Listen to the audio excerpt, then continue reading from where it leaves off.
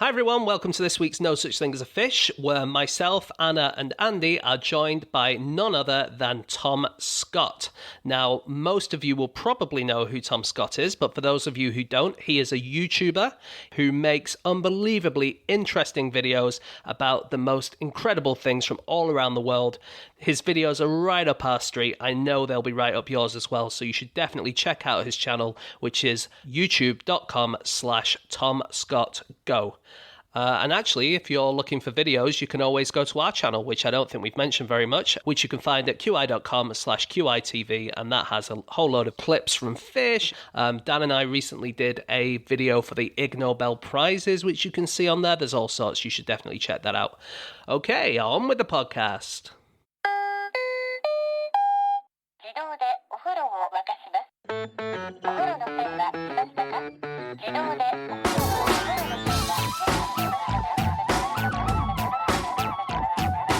Hello and welcome to another episode of No Such Thing as a Fish, a weekly podcast coming to you from 4 top secret locations around the United Kingdom. My name is Anna Toshinsky and I'm sitting here today with Andrew Hunter-Murray, James Harkin and a very special guest, YouTuber Tom Scott.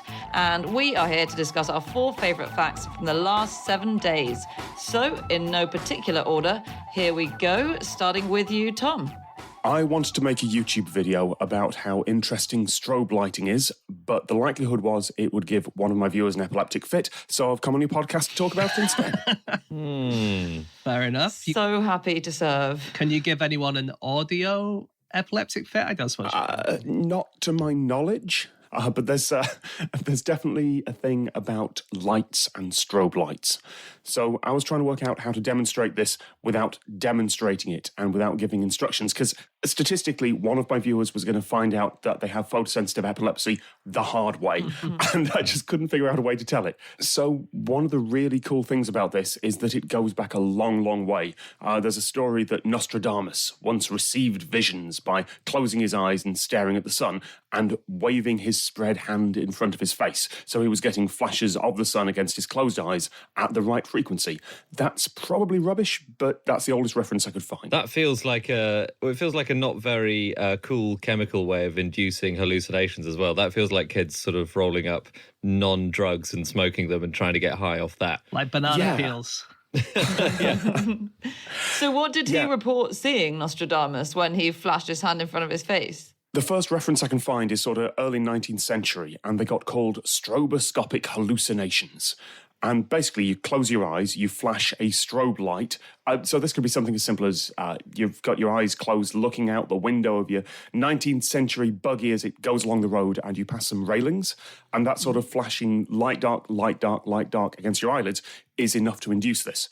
Everyone sort of sees grids and fractal patterns and sort of weird 3D abstract shapes. Okay. So have you've presumably done it and seen that? Because I was researching this yesterday and had a relatively severe hangover and I couldn't bring myself to attempt to do any of this because I was afraid I would vomit. But how intense is it really? So it depends on how intense the flashing is, which is kind of an obvious thing to say. But the sort of basic version where you just get a strobe app on your phone and you point it at your eyes, after about 10-15 seconds, you'll start to see some sort of floating patterns. Might be like you're rushing down a tunnel, might be like you're sort of travelling sideways, might just be some flashing grids, things like that. Tends to be red and blue, it appears. The first time I ever got to experience this was a device invented by a hacker called Mitch Altman. Now, I don't know if you've heard of any of his stuff before. Have you heard of the TV Begone? No. It's a little pocket-sized device, fits on your keychain, and he invented it sort of early 2000s, I think, and it sends every remote control's off code one after the other. So if you're in a bar and you want to turn off that TV in the corner, you just sort of point that and wait. There was a group of people called the White Dot Organization or something, and they thought that no one should ever watch TV in pubs because it's, antisocial. And so they went round to all the pubs and they deliberately turned off all the TVs. And it was while I was working in the pub industry and we were furious. It was on the front it was on the front page of all the industry newspapers and stuff. It was a big story. Did they come into your pub and have someone press a button and switch the TVs off? You know was what? it just the threat of them? I reckon they probably didn't do any of this stuff, and it was probably like a big story in the local newspapers, which never actually happened. But it was definitely something that we told our landlords to keep an eye open for. Really? Because these things do work, don't they? And I kind of can't believe that they're sold. You can get one of the TV Begons for about 30 quid. And apparently still sort of works. I think technology is moving beyond it, but then it catches up. Really? I don't know if you've tried it, Tom, but I really want to do it. I actually owned one once because I like Mitch Altman. I want to support his stuff. And I couldn't, I think I only ever used it a couple of times because it turns out that actually having this thing on your keychain is kind of annoying and it's quite a big thing. He actually built two versions. When smartphones came along, he built a super powered one that looks like a smartphone and works from a huge distance. And you can find footage of someone taking that to a trade show and just irritating every single technology booth. And it's just it's not nice. Like, that's something that's just someone trolling. Does it work on traffic lights? No, sadly. But someone definitely invented that as well. That definitely exists. I'm sure but that I heard is, about something. I think, actively illegal. Oh, yeah. It's a brave person, I think, who enters a pub on the evening of the Champions League final with a TV Begone. I think I wouldn't be willing to risk it, but it is pretty incredible. And he designed did Mitch Altman also design the glasses you were talking about, or the brain Yes. thing? I got to try one of Mitch Altman's brain machines, which are just, they're kind of glasses, or at least the one I tried was just like paper glasses, the kind of thing you get for watching an eclipse or something like that, but with an LED in front of each eye. So you just close your eyes and it would flash the LEDs at roughly the right strobe frequency, about 12 hertz. He claimed they were at brainwave frequencies and they sort of matched to sort of 15-minute session over time with adapted your brain waves to do some... I'm not convinced of that section of it. But yeah, like I saw a huge amount of patterns. It was really interesting to see. Wow. And then the bit above that, the most intense version of this that I've ever seen, is an artwork called Z by Kurt Henschlager, which I saw in Liverpool once. And it was a room filled so thick with theatrical smoke that you literally, if you stretched your hand out in front of your face, you couldn't see your hand. I have never been in fog that is thicker than that. And then just super powerful strobe lights going at 12 hertz in a pattern. I got told later that they were just pure white strobe lights. I thought they were red and blue and all sorts of colours. Wow. You saw all sorts of enormous patterns swirling around you. It felt, I don't know, like you're in some sort of Star Trek transporter beam, because there are just fractal patterns swirling around your hand. Wow. It is absolutely astonishing. But yeah, if you look up news articles about it, there are all sorts of things about, they decided to close it, gave 2% of the people who went into it an epileptic fit. Oh, no. It induced epileptic fits in people who had never had photosensitive epilepsy before. It was genuinely dangerous. It was also one of the most incredible visual experiences I've ever had, but I can see why it didn't tour as much as it perhaps should have. I mean, it sounds extremely unpleasant, I have to say. I don't think I'd want to subject myself to that, even without photosensitive epilepsy. I've got a question. Do you ever, in these experiences, get beyond seeing kind of fractal patterns and you start seeing, dogs with 9 legs or whatever? Does it ever get really crazy? So while I was researching this, I found that this was part of the Beat generation, where Allen Ginsberg tried a thing called the Dream Machine, which was a bulb and a record turntable with sort of slattered paper around it. So you just started the turntable going and it was calibrated to kind of hit your eyes at the right frequency, which is the brain machine just built for an entire room. And I think that was inspired by someone, was it a guy called Geisen, who was going on a car along a tree-lined street and had the light flashing. So if you do want the cheap way, you can drive along a street of plane trees, I suppose, in the sun and lean out the window and close your eyes. But that's really cool. I mean, you might want to do that as the passenger, but yes. But actually, that Dream Machine, when Geisen made it, he thought that it was going to replace the television set in every single home, which I've got to say, if there's no dogs with 9 legs and if it's just like fractal patterns, I don't know. I know there's some crap on TV at the moment, but... I think you could do that because the visuals of TV shows, often they're not very interesting, actually. Often it's just panels of, let's say, Question Time. If you had the audio of Question Time and you still got the content, but you were able to see magical fractal patterns throughout, I don't think people would not do that. No, that should be an option. You should be able to press the red button to get fractal patterns over Fiona Bruce. Yeah, I got a quote from Ginsberg while I was researching this. It creates optical fields as religious and mandalic as hallucinogenic drugs. Although, didn't he also say that a combination of that and drugs was really best? Right, that's the thing. Like, all this does is create an optical illusion. It creates weird fractal patterns. I cannot find any sort of research as to why.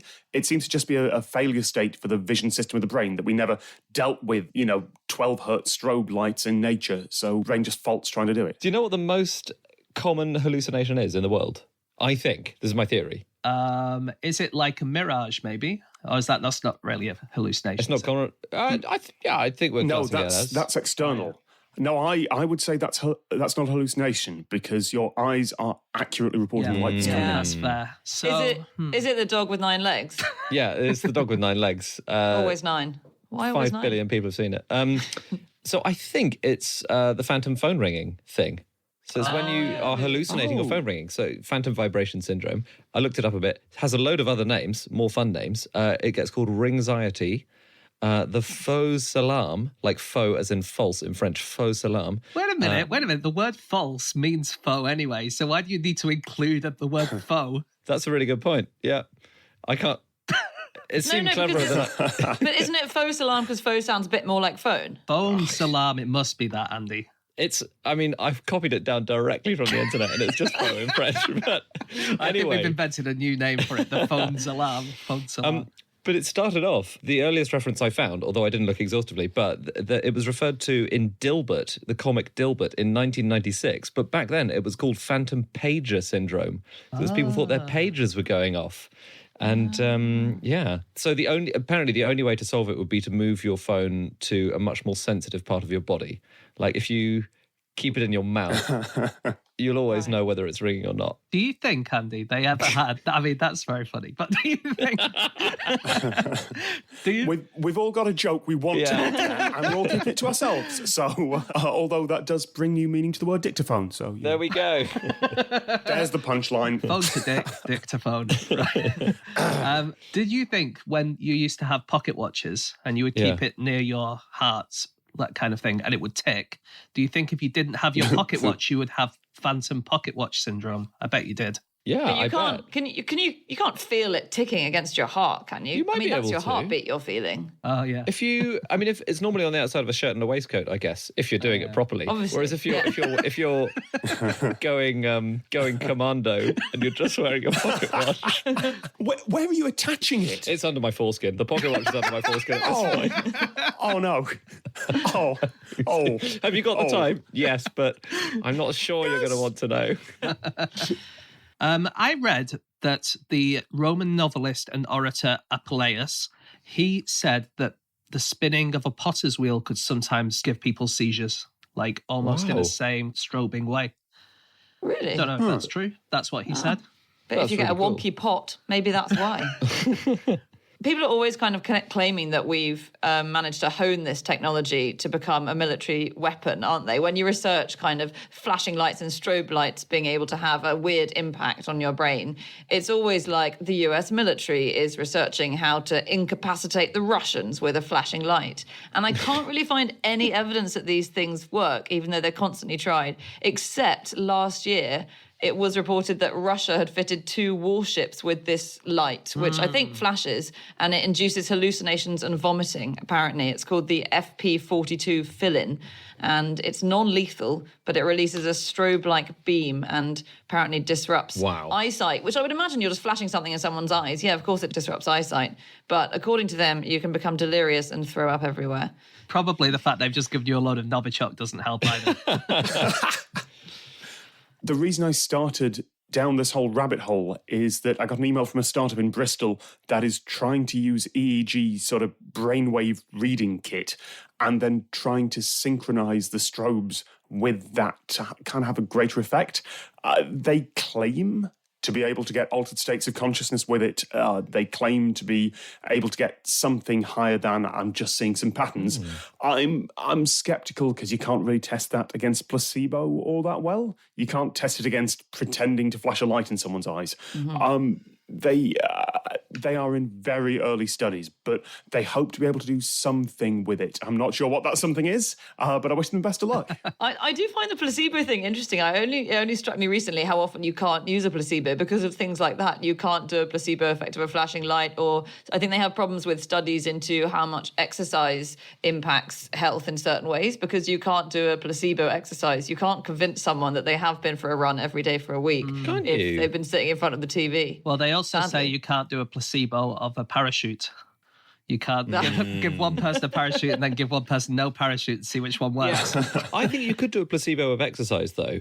Can you? Definitely, yeah. So if let's say you want to see what it's like for someone running 5 miles. Yeah. And the sort of control group is, you'll have to get them to run 1 mile, but they'll think it's 5 miles. Yeah. So you would put signposts all around their local park saying, "Oh, keep going, you've nearly done 5 miles," and so on. And then by the time they get back, they'll have only run 1 mile. So that's a placebo of You'd sorts. have to get all the trees in the park sort of moving towards them, so it looks to them like You'd have to create smaller trees, maybe, so they thought they were running past them faster. Maybe a revolving small everything, park. really, small dogs. But then you've sort of created a cohort of people that think they've got superhuman ability to run fast. And then they turn up at the Olympics and they're absolutely shit.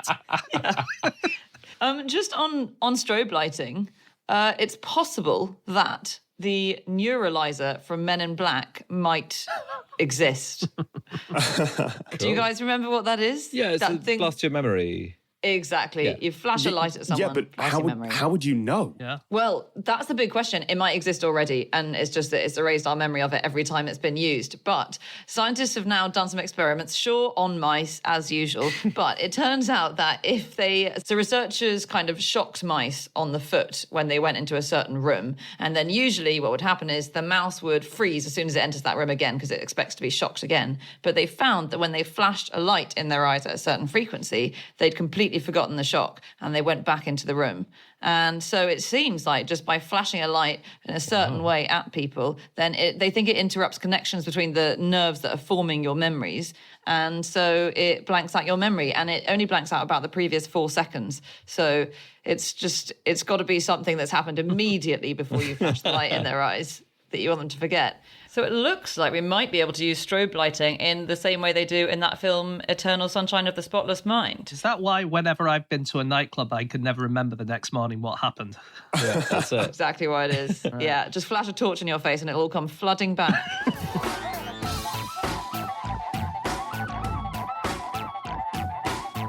Okay, it is time for our second fact, and that comes from Andy. My fact is that from the 1880s until 1927, Paris had an underground clock system which ran on puffs of air. So this is from an article on parisianfields.com. Brilliant website all about Paris and sort of various weird things that it's got in it. So in 1880, Paris installed this series of clocks, and they all kept the same time. So they were public clocks, sort of there as a public good, and each one of them was connected to an air pump, and those pumps led to this wrought iron pipe system, and all of that was fed from this power plant in the middle of Paris, this coal-fired plant. And every minute, that system would pump out a pulse of air, which would get into the clock, and it would activate this small bellows inside the clock, and it would move the clock along by 1 minute. So that's how the system worked. Every minute it worked, literally as regular as clockwork. And you could subscribe if you liked. So some hotels signed up, and they basically had a kind of subscription service to time on the basis of this system. So wait, and if you got a subscription service, you were agreeing that they would dig a pipe in your floor running from your clock back to this pneumatic system. I mean, Pretty much, that's it. yeah. Wow, that is incredible. Because there was an article in Scientific American that said, okay, well, there will have to be a massive pipe in your house, but maybe you could paint it in the same colour as your wallpaper, and then no one will notice it. Lovely. Yeah. But yeah, the Hotel Maurice, they had 148 of them in the building, didn't they? Yeah. Jesus. So, Yeah. you know. Would some be a bit behind the other? Because presumably you pump a little puff of air out, but it takes longer to get to one on the outskirts of Paris. Does that mean they were a minute behind? I don't think it does. I think they probably adjusted for this because there were these various kind of holding stations along the way. So it wasn't like one puff had to get either to the first arrondissement or the 20th. So there was sort of, it was... There were a few that were a little bit out of sync. I think the further away you were from the station, the slightly further out it was, but there were enough of these stations that it didn't make that much difference. You say puffs of air, it was sort of 20 seconds on, 40 seconds off. So there was a caching system in there that needed a big pump of air for a few seconds. That would advance the minute hand, and then the next 40 seconds off would let that sort of calm down again. So it wasn't sort of precise to the second, because nothing back then had to be precise to the second, but it was precise enough. Yeah. And I wonder how often people use the excuse when they were late to meet friends for a cafe that, I'm actually quite a long way from the air puffs, so it takes further to get to me. Well, I read in Popular Science that it was never allowed to exceed 10 seconds of error. So I think if you're 10 seconds late, I don't know. We all know those people who are always 5 minutes late, but 10 seconds, I think. I'm furious. If anyone's more than 9 seconds, I'm absolutely livid. Also, in Paris, 10 seconds late is 10 minutes early, isn't it? Let's be honest. Very true, very chic. Yeah. It's kept going all the way through the First World War. 1927 is when it lasted until... And in fact, the first time it broke down was in 1910, and it was because the air plant was flooded. There was a huge flood of the River Seine, and that was the thing they were always worried about.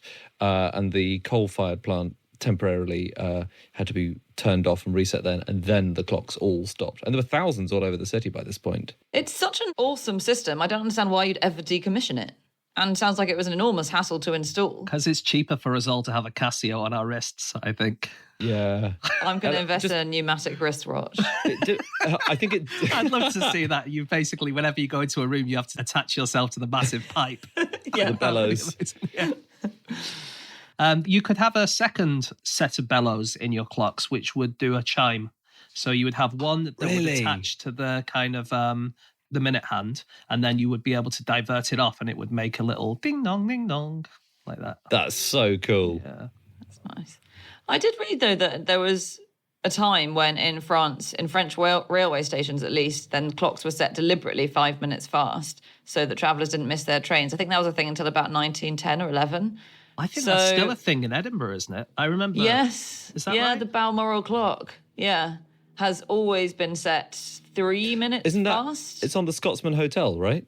It's on the Balmoral Hotel, I think. But yeah, just outside Waverley Station. Yeah. So the people, I think it's 3 minutes, and the only time that one runs on time is for New Year. So I think they run 3 minutes fast all the time, and then they put it back for Hogmanay, so they're not ahead of everyone else. It's a clever trick. I always have my watches run fast. There is a really cool website I found, which is a website of stopped clocks.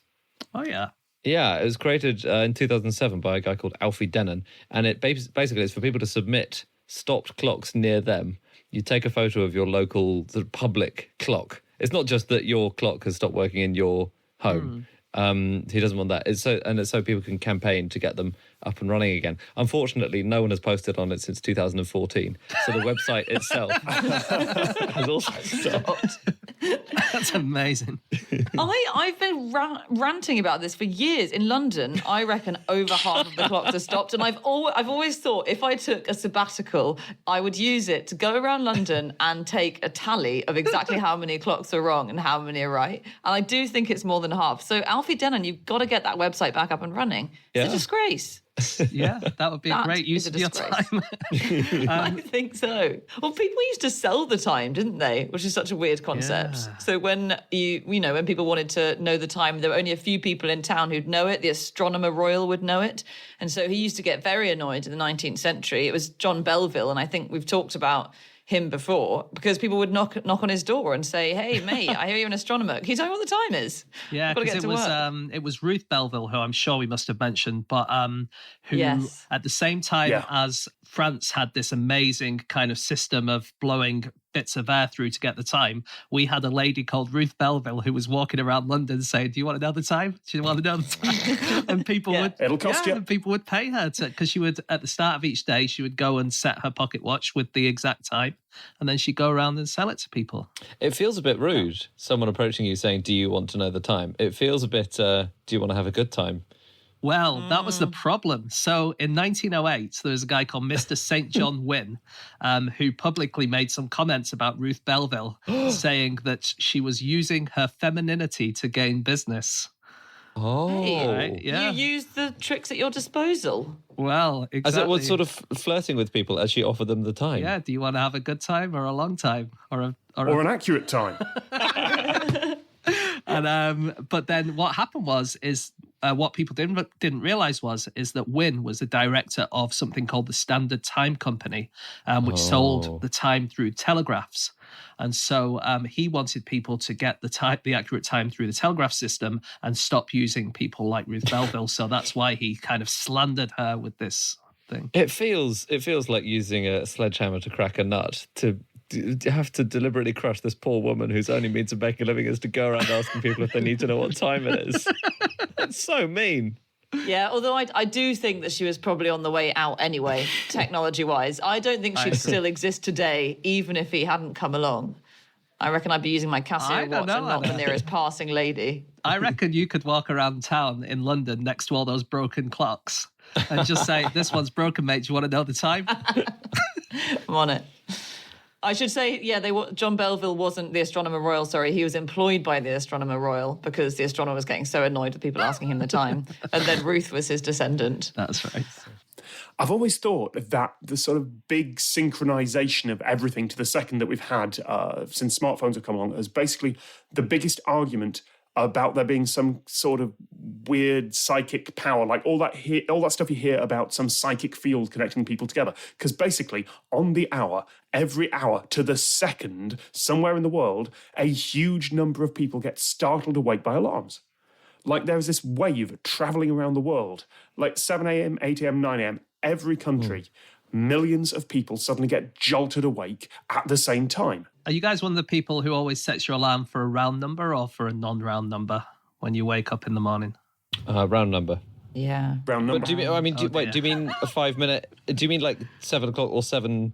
Well, I would always like to set mine for like 7. Let's say it was 7 that I woke up in the daytime.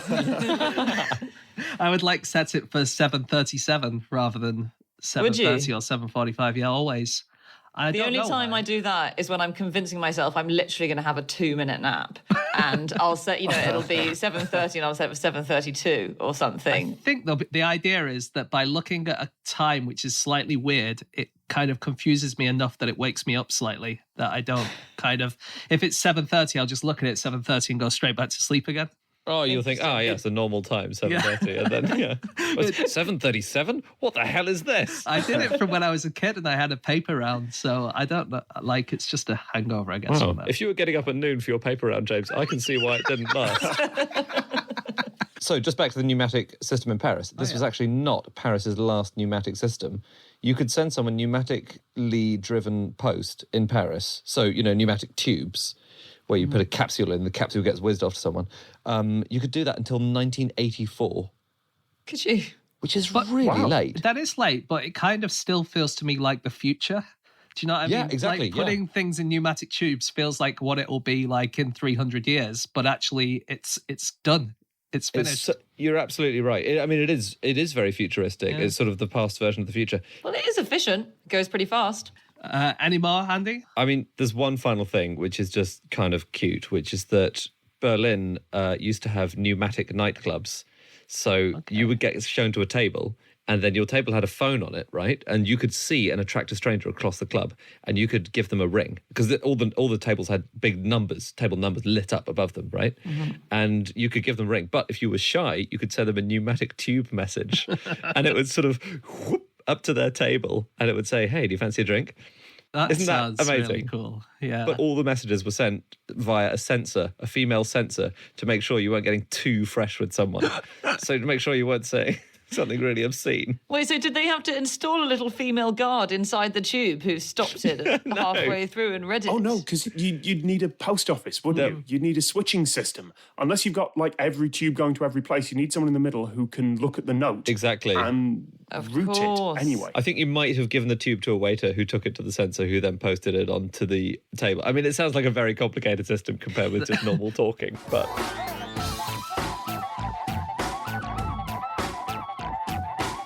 Okay, it is time for fact number 3, and that is James's fact. Okay, my fact this week is, after a penguin had to be isolated due to health issues, zookeepers in Perth are keeping him entertained by letting him binge watch Pingu. I thought we've been a bit highbrow up to now, so we should probably talk about Pingu for a while. So this is a penguin called Pierre. They found him washed up in Australia, and they're a little bit worried about washed up in a celebrity psychological sense, you know. Drugs, gambling, booze, girls, cocaine, krill. Terrible. Too much krill addiction. So it's a washed up penguin. Washed up penguin. And the thing is about penguins, right, is if you're a penguin, your feathers are really important because you might get too cold. And also they're really important for you to swim because they're really water resistant. And so most birds, when they molt, they kind of lose a few feathers here and a few feathers there and they grow back. But penguins don't do that. They do like an explosive molting period where they lose. Sorry. I know what you mean, but let's just all take a moment to appreciate the phrase "explosive molting period" because there's boom, feathers everywhere. It's messy. Well, I'm not. I think there's an actual word for it, which is. I think it's called a catastrophic molt, which is almost as entertaining. Do you know what? I read about this a few months ago, and I knew it had a really impressive name, but I've just remembered the wrong word. But anyway, so they have a catastrophic molt. And so for a little while, they have no feathers, but then they grow back quite quickly. But with Pierre, they never really grew back properly. And so he's kind of stuck in Perth for a little while. He can't really go anywhere else until his feathers come back. And so he's stuck in Perth. He doesn't really have any mates there. So they wanted to show him videos of penguins, which they did. They showed him videos of certain other rockhopper penguins in Edinburgh Zoo. But they also thought, well, why don't we show him Pingu? Because Pingu's a penguin, isn't he? And Daniel Henry, who's looking after Pierre in the zoo, said he probably doesn't even realise that Pingu is a penguin. He's just responding to the colour and the movement, which I suppose is probably James. True. Is this a way of you working in the fact he doesn't even know he's a penguin? That's your main it's fact, my really? next level. My next level of Wittgensteinian philosophy is that penguins don't know they're penguins, but they don't even know Pingu is a penguin. Wow. So, yeah. If Pingu could talk, would we be able to understand him? Well, can Pingu talk? He goes, wah, wah, wah, wah, wah. Yeah, Pingu can talk and we can understand him. Yeah, it's bizarre. So did you guys look into this as well, the sort of language of Pingu? It's so cool. Yeah. Because he's Pingu has only ever been voiced by people with training in clowning. And there's an Italian, is it theatre language called Gramolo or Gramalot, where it's sort of it's designed to sound like gibberish. And they convert the scripts from English into Penguinese, as they call it. And then they film those. There's a lovely interview with Oliver Postgate about the clangers. Yeah. And it's exactly the same. The clangers scripts were written in English and then translated. Well, I say translated, they're just playing on Swanee whistles. But there is a lovely interview that, here we are. At the beginning of episode 3, when the doors get stuck, Major Clanger says, "Sod it, the bloody thing's stuck again." And the BBC objected and required the script to be changed, even though it's just a Swanee whistle. Wow. So you've got a whistle making the phrase "sod it," the doors are stuck.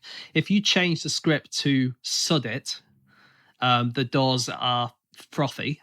Like, it's going to sound exactly the same, isn't it? Like the whistle. Well, apparently, according to the interview, like, this is many years later, so who knows how much of it changed, how much of it is memory here, but they changed to, "Oh dear, the silly thing's not working properly." And I feel like that does have a different kind of intonation to it. I'm with you. I think the original version would have got countless complaints. I think "sod it" goes, whereas "oh dear" goes like that. That's quite a big difference, isn't it?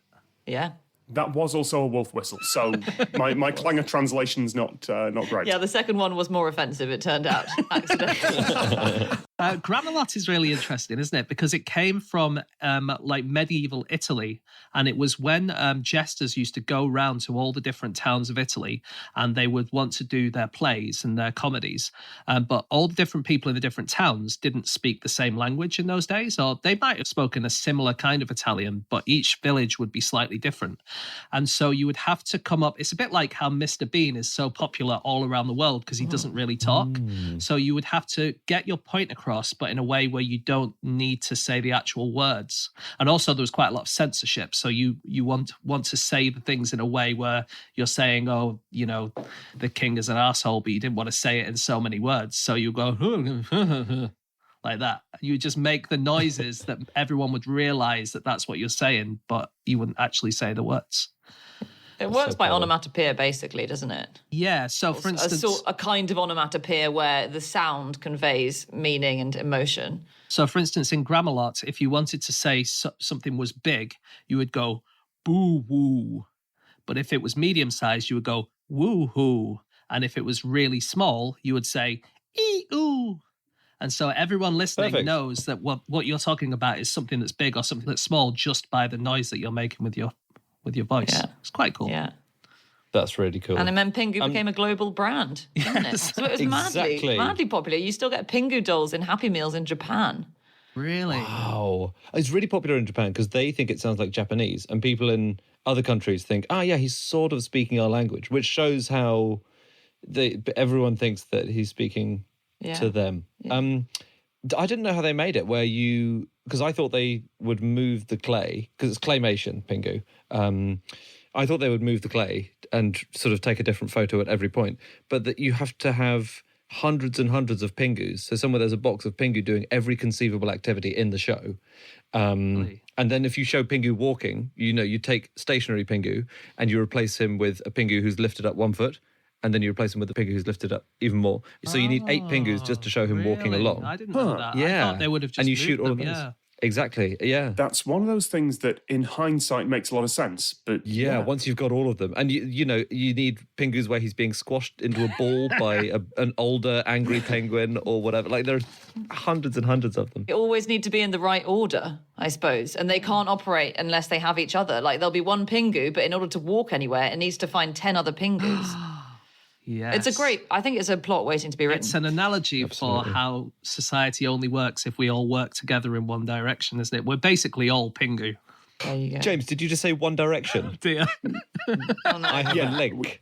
I have a link, which is this. Here we go. Harry Styles of One Direction has a tattoo of Pingu, and Ed Sheeran has a matching one. God, this is the most pop culture this podcast has ever been. Wait, If only Dan Schreiber was here for this. who got theirs first? Because they have a right to be pissed off. I think Sheeran. I think they got it at the same time. Same. I've read this as well. Same tattoo artist, and they did it because they got drunk and realised that they were both Pingu fans when they were kids, and so they thought this is something that brings us together. Something definitely worth commemorating forever. I mean, everyone's a Pingu fan when they're a kid. I never watched Pingu. I don't know. So. Andy, I haven't seen your tattoos, so are you really a Pingu fan? I keep my Pingu tattoo where I keep my pocket watch, I'm afraid. You were saying about when Pingu gets smacked on the head and turned into a ball sometimes. Well, some of those got banned, didn't they? There's really? There's a Pingu fandom page online. Of course there is. Of course and it's there got is. a brilliant list of all the episodes of Pingu that have been censored from around the world. So in the first ever episode of Pingu, I've seen the video of this. It's quite violent. Ping, which I think might be his mother. I have never seen Pingu either, I have to admit. But smacks Pingu on the head and just keeps whacking him on the head like again and again and again in a really quite violent way. And that got edited out by the BBC when it was released on VHS because they thought we can't be showing kids. Basically, they're being shown to very, very young children. So, it's like basically you start there and then you go to Grand Theft Auto and then who knows what happens after that. And then you've got terrorism. So the BBC... That's the interesting thing, because he is really naughty. Really? Pingu is really naughty, and there's a version, I think a Pingu After Dark DVD would sell like hotcakes. And actually at the North Pole, it's always dark. So, Andy... Oh no, hang on. Are they from the South Pole? From the South Pole. South Pole, yes. There's so many things wrong with that sentence. Poor Andy, Ed Sheeran and Harry Styles gathered at the North Pole with a DVD player. What's going on? We fucked this up. I don't have anything else on Pingu. I have real penguins. I've got some stuff on penguins and talking about colours and shapes. There's some research by Nico Tinbergen, who's a Dutch biologist and ornithologist, on supernormal stimulus. So this is the idea that you can build an artificial object with sort of big, obvious features, and the birds will prefer that over their actual mother or the actual eggs that they're meant to lay. Tinbergen took oyster catchers, which are kind of wading birds, and they sort of have small, mottled coloured eggs. And he added in an egg almost as big as the bird itself, with high contrast black and white spots. And the birds preferred to incubate that one, even though it's clearly not an egg, just because it has a bigger stimulus. Wow. I also found several references to say, even when the egg was so big that the bird kept sliding off it. And that is not in the original study. I checked that. I can't find that anywhere. I think someone just came up with the image of an oyster catcher just constantly sliding off an oversized egg and thought it was funny. Well, this should help them, documentary makers, to film penguins, surely, because they tinker around with making fake ones in order to infiltrate the flocks, don't they? So I think there are some documentary makers last year or the year before who made a fake penguin and then put a camera on the inside of it. What is it made out of? Is it like a child in a tuxedo or... yeah, holding a camera on its shoulder. What is it, like a plaster cast or something? Or... Oh, no, it's very fluffy. It's really cute. It's a baby and it's got a normal penguin's head and then it looks like it's just got a huge fluffy skirt or cloak and then it's on wheels and it wheels along and the penguins much prefer that and get much less stress than if a human's there. And it causes problems, actually. There was one researcher, I think, who created a fake penguin, which one of the males started to try and flirt with and to mate with. And his original mate came over in a jealous rage and attacked it and sort of ruined the fake penguin because, thought this is a threat to my man. If you're studying penguins and you're a human actually going in with the penguins, that could be a problem because I'm sure you all saw this study this year where researchers are getting high off laughing gas, which is produced by the poo of penguins. So the penguin poo kind of ferments and then it gives off this, what is laughing gas? Nitrous oxide. Yeah, it gives off nitrous oxide. And then it says, after nosing about in the guano for several hours, one goes completely cuckoo. Nosing about in the guano. Yeah. I think that could be a thing for us to put in our new nightclub, which is mostly fractal patterns induced by going along in a buggy past some plane trees. Then you get to the end of the plane trees and you get a big pile of poo to sniff for a few hours. Because actually, like nitrous oxide, it's like hippie crack, isn't it? They call it, and it's really bad for the environment to make it and stuff. So it's really hard for the hippies because they want to have the nitrous oxide hit, but they also don't want to wreck the environment. But we're not blaming the penguins for generating it, are we? No. No, but what I'm saying is it's quite an ethical way of getting your laughing gas fixed is to have a penguin in the corner of your room just shitting everywhere. If you have a penguin on the podium in the nightclubs, then everyone could just gather around and get a hit off that. Yeah. And then you send a little message on your pneumatic tube saying, meet me by the penguin. This nightclub is going to be fresh. It's going to be really good. They do have the same thing as we have, the cocktail party effect, which I find really amazing about penguins. So when you go into a crowded room, you're meeting a friend in a bar or something, and it's very loud. Not anymore, no. Do you remember? I dimly recall this, yeah. You know when you're going to an illegal rave and before the police arrive, you're looking for your mate, and if they're speaking at the bar, then you'll recognise their voice and be able to distinguish it from the cacophony of sound all around. And penguins do this to an incredible extent. So if they're parenting, the parents take turns to go out and hunt and then return to their mate, who will be the one who's sitting on the egg or looking after the offspring. And when they return, they'll return to a colony of 10,000 other penguins, and they all have individual calls that they'll be able to recognise. So they'll be hearing 10,000 calls, but they'll be able to pick out the one call that's meant for them, which is their mate saying, can you come the fuck here and give me my dinner, please? and they can track that down, which I think is extraordinary. That is amazing. It's incredible. When you said cocktail party effect, I thought it was the thing where you just have a lot of penguins all together, and then just through coincidence, they all go silent at the same moment, and one penguin just says something really loud and offensive over the top of everything else. Barry's been hogging the fish. Yeah.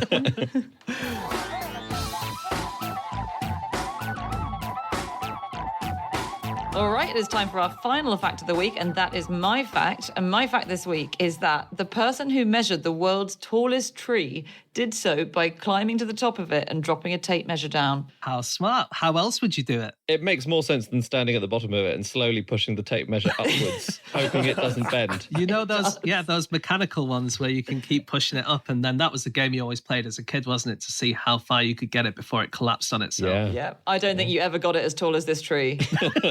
I'm fairly sure that there's the World Tape Measure Championship somewhere, which is entirely about how far you can extend that. Oh my God. So, Anna, when you're taking your year off to do all the clocks of London, this is what I'm going to do, train for this championships. I say that may just have been something that some friends of mine did once. It seems like something there must be. I mean, why wouldn't there? There I must think The there are world Guinness doesn't generate records for... I don't know if there's a record for the longest tape measure. It feels like we're missing the main point of this, which is that there's a massive tree Oh, somewhere. there's a tree. Sorry, there's a tree, yeah. I think it's mostly about the tape measures, Anna. which I should specify probably is not one of your, day-to-day tape measures. I think he just dropped some tape from the top once he got there, and then they would have measured that. But this is this amazing guy called Steve Sillett, who is an ecologist, and he's been really into tall trees since the 80s, and he was the first person who ever ended up in a redwood tree canopy. So I think it was like 1987. He was 19 and he saw a redwood tree, a giant redwood, looked at it and then ran at it and scaled it and went up about, almost 300 feet and thought, well, I love this. I'm going to do this for a living. And Wow. he's one of our leading botanists. And he identified this tree. The tree is called Hyperion. It's a coast redwood in California, and it's 116 meters tall, which is sort of significantly higher than the Statue of Liberty. And some hikers came across it and thought, that looks like a big tree. Let's tell someone about You it. can't just put a helicopter above all the trees and just say, oh, that's the tallest one, can you? Because the undulations in the land, they might be growing. The bottom might be lower, right? Is that the point? I think measuring trees is difficult, although there are other ways to do it, like easy ways to do it. But this guy happens to love climbing them. So they called this guy, and that's the most accurate way of doing it. You get it, to the nearest centimetre. Actually, hang on. How do you define the top of a tree? Because if he's dropped the tape measure down, he can't be perched on top of the highest leaf. That's a really good point. What is the top of a tree? He's got two tape measures. One, he pushes up to Using level with the the height. Harkin method. Exactly. And then the other one he drops. So he has to add the two together. So it's an extra line on the spreadsheet at the end. But I think he might give the tape measure to a passing bird and ask it to just, or maybe a little ant or something, and ask it to scale those last few leaves. An ant. Yeah, well, you need something very light, don't you? And maybe then the ant gives it to an even smaller ant that just does a little bit at the top. Exactly. Yeah. Isn't he afraid of heights, this guy, Steve Sillett? He does have a fear of heights, yeah. I mean, he's picked the worst job. I'm sceptical about whether feeling nervous when you've scaled over 300-foot redwood and looking down and feeling nervous is a fear of heights or just kind of a rational human response to being in a dangerous situation. But he does claim it's a fear of heights, yeah. So I have a theory that this isn't the tallest tree in the world. Go on. My theory is that the largest tree in the world is a fig tree in South Africa. And that's because I'm counting the root to tip. So I'm including the roots. And there is a fig tree above the Echo Caves in Limpopo, which is only about 10 meters above the ground, but its roots reach 120 meters underground. So from the bottom of the roots to the top, I reckon it's longer because redwood roots are all quite shallow and quite wide. Yeah. They don't go particularly deep, like most roots don't go that deep. But this one, they go super deep. I don't think it's a theory so much as a trick, a language trick. Yeah, fair enough. I think that tree's got a claim. It can shout that to all the surrounding trees towering above it if it makes it feel better. I think that's okay. Yeah, I think, again, there's some kind of story that we can all relate to about being small, but underneath being really... Anyway, so these caves in Limpopo, basically the figs do have long roots anyway, but they were searching for water and they went all the way down because in this cave there's like a big water system, and we only found out about the roots because people went into this cave and saw the roots and thought, where the hell do they come from? Because we're so far underground. And then they worked out that it was this tree. Wow. That's really cool. Yeah. That's amazing. I mean, that must be deeper than lots of underground lines. Yeah, for sure. Yeah. It's extraordinarily deep, given that I think most tree roots don't even go more than 1 meter below the ground. 120 meters, it's gone insane. It could be just wrong, of course, because like the tallest tree that was ever measured, this was a eucalyptus in Australia. It had fallen down and they measured it and it was 133 meters high, which would be higher than Hyperion. But most people now think that they just didn't measure it correctly because they've never found any other eucalyptuses that were nearly that tall. And it was in 1871 when maybe tape measures weren't quite as good as they are today. Yeah. But yeah. That is obviously the easiest way to measure a tree is to cut it down and do it long ways, but not recommended. I don't think we've ever mentioned Donald Curry on this podcast. Who is he? Do you remember him? He was a tree researcher in the 60s, and he was taking samples from a really old tree called Prometheus, and 2 of his drill bits broke inside the tree. He was trying to remove a little core, see how old it was, and he asked for permit. He said, well, this is really annoying because I need to know how old this tree is. And he asked for permission from the US Forest Service to cut it down, and they granted permission. So he chopped down the tree, and it turned out to be almost 5,000 years old, and it was the oldest tree that had ever been discovered, and he chopped it down. And he later switched to studying lakes. Which he promptly drilled into and drained. I just need to drain this lake to find out how old it is. I'm sorry. Just to say, you can't, just in case you want to go and find Hyperion, the world's tallest tree, you can't. So don't try. They keep the location of these trees top secret now, so people don't go and accidentally sort of kill them with love, I think is how, I think it might have been Steve Sillett who said it like that. You know, you go, you hug it, you trample on its roots, you kill it. Kind of etch your name into it and stuff. Exactly. Because you love it so much. Yeah. He also thinks that its growth might have been stunted, so it could have got even higher, but there's a woodpecker that lives right at the top, I think right at the top, and it looks like it's just damaged the tip. No. Oh, my God. Yeah. That's so frustrating. Something else, or someone else who was measured by dangling a tape measure is the world's tallest ever woman. Okay, so I kind of heard about the world's tallest man quite a lot, who was... Wadlow, something like that, William Wadlow or something. Robert Wadlow. Robert Wadlow, that's right. But I'd never really read about the tallest woman, and she's got a name that's really easy for QI fans to remember. Can you guess what that would be? Stephen Fry. No. Sandy Toksvig. Sandy is right. And surname? Fry? No, Allen. Sandy Allen. Oh. So she was the tallest ever woman, and she worked at an oil company, and her co-workers realized that she was really tall. It's kind of sad because she had a pituitary issue. But her co-workers realized that she was really tall, and so they climbed up on a load of chairs and desks and then dangled a tape measure from the top of her head to the bottom and then took a photo of it and sent it to Guinness, and Guinness used that to say, yes, this is the tallest lady that's ever lived.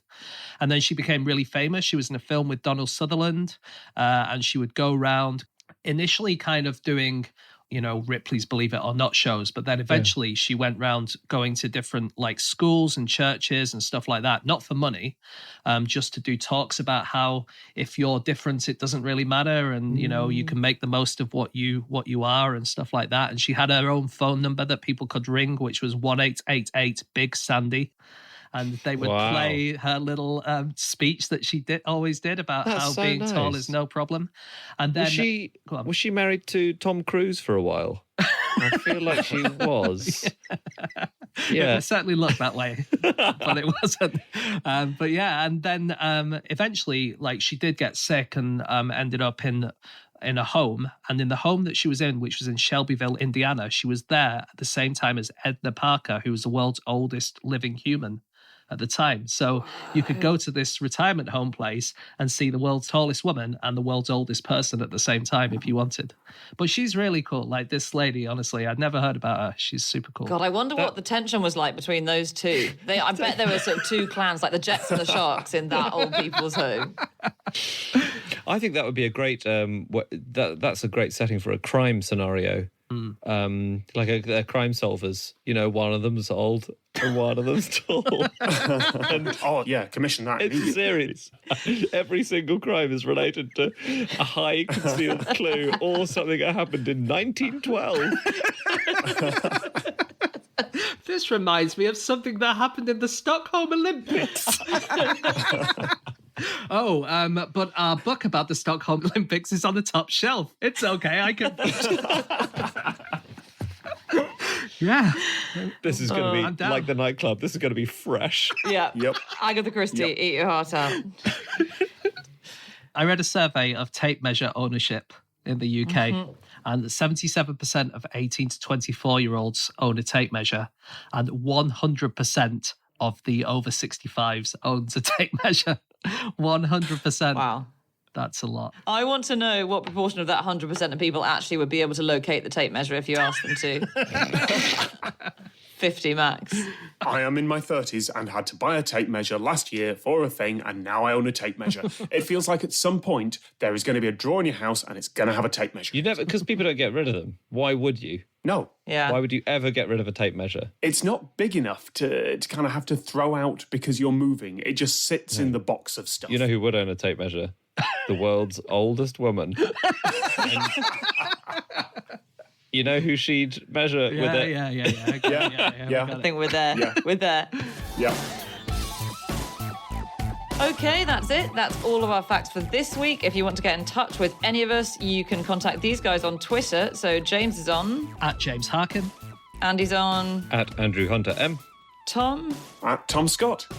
And you can email me on podcast@qi.com, or you can go to nosuchthingsafish.com, where you have all of our previous episodes and various other fun stuff, including a link where you'll be able to stream the live show that we're going to be doing in a couple of weeks. So you can go to nosuchthingsafish.com for all the details about that. But for now, that's all from us. We'll be back again next week with another 4 facts. See you then. Goodbye.